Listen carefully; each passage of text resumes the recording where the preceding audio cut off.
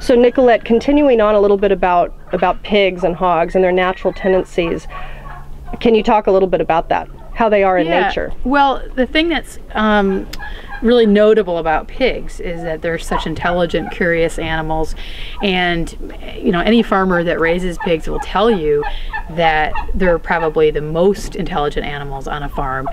And I've actually read about pigs that learn how to open gates, and there was one story I read about a farmer was writing about a sow that whenever she came into heat and it was time for her to be bred, I believe this to be true, but it sounds amazing. She would actually open the gate and go down to a farm a couple miles down the road where there was a nice boar that she liked. And she would come back bred. Now that just sounds crazy, but apparently this is something pigs are capable of doing. So they're very clever animals. They're very interactive.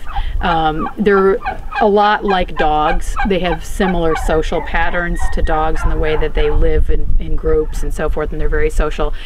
And so the idea of taking an animal that has a very complex mind and a very complex social structure and putting it into these really barren hog confinement buildings is really troubling. And I think one of the most interesting things about hogs too that they do is when a female is getting ready to have her babies, when a sow is going to give birth, she will actually build a big nest.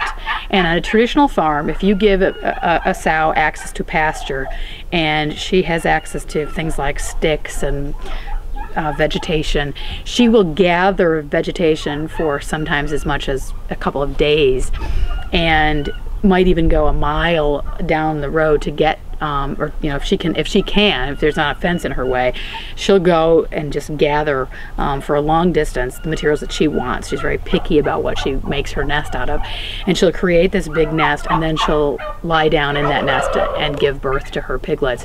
Now, in an industrial operation, she not only, you know, has no ability to do any of that, but she's actually totally restricted by being in what they call a crate, a metal cage essentially.